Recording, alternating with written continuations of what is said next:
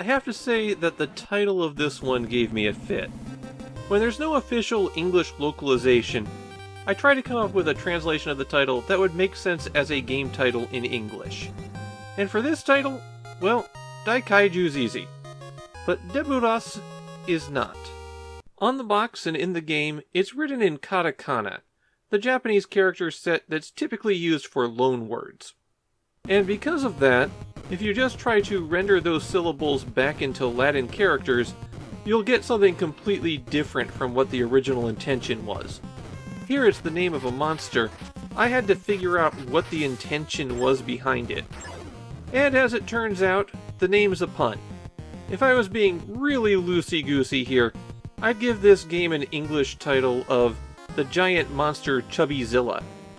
Deburus is my compromise title. The plot of Daikaijuu Deburus is that a giant egg fell into Tokyo Bay from space. For some reason, people think it'd be a great idea to take this to a volcano and hatch it. But as they start to move the egg, a giant monster emerges from the ocean to attack it. Because the monster looks a bit like a fat dinosaur, it's dubbed Deburus, because Debu basically means chubby. This is a strategy game that places you in charge of the Japanese Defense Forces, and you have to fight giant monsters. And just like a Studio Toho film, the military is pretty ineffective against these things.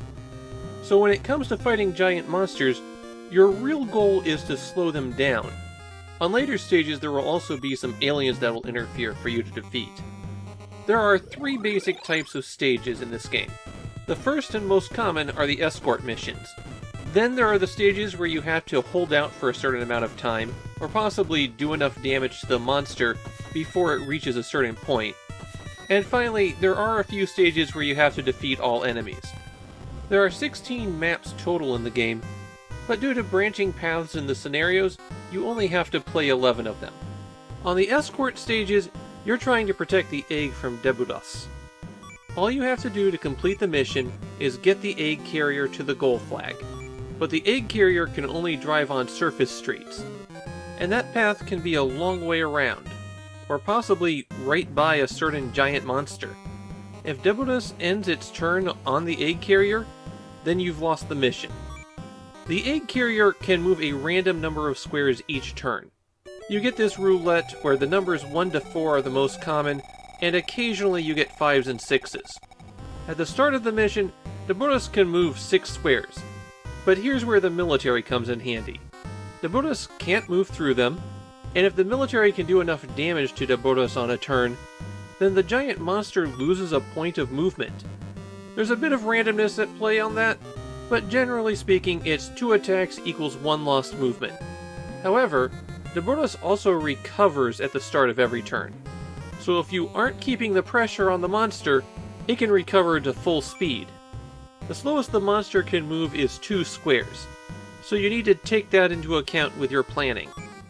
On your turn, you can move all of your units, and if they end next to a target, they can choose to attack. On Deburus' turn, it first attempts to move.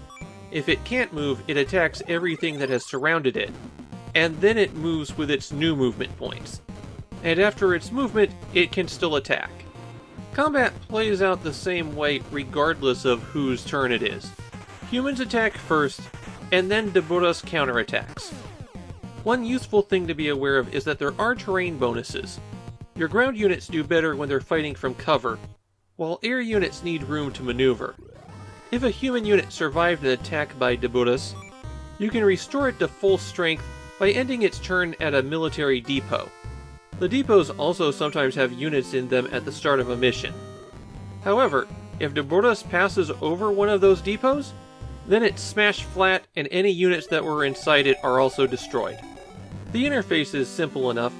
A button selects things, B button rotates through unmoved units, and you can always hit select to end your turn or save your game.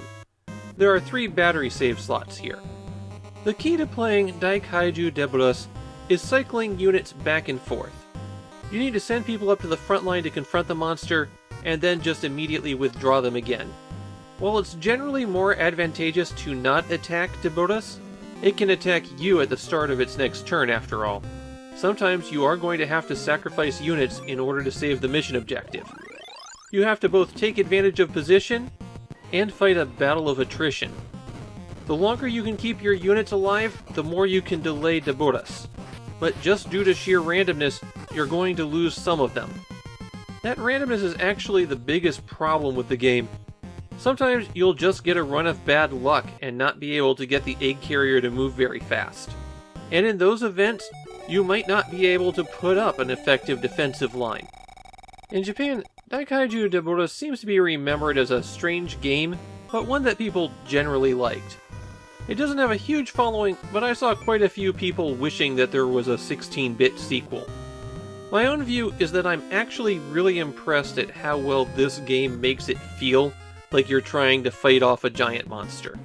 Apparently the later levels are known for being extremely difficult, and really only having one viable path to victory. But I don't think that's necessarily a bad thing for this game. My first two missions essentially came down to the die roll for whether or not the egg carrier would make it across the finish line, once with all of my other troops wiped out. And that told me that Daikaijuu Deburus was doing something right. I played decently, but I had to succeed through luck because I didn't understand the game systems fully. Despite the goofy appearance of the monster, this can be a pretty tense game, and it really makes you have to think through your strategy. This is a pretty neat game, and there's nothing else like it on the Famicom.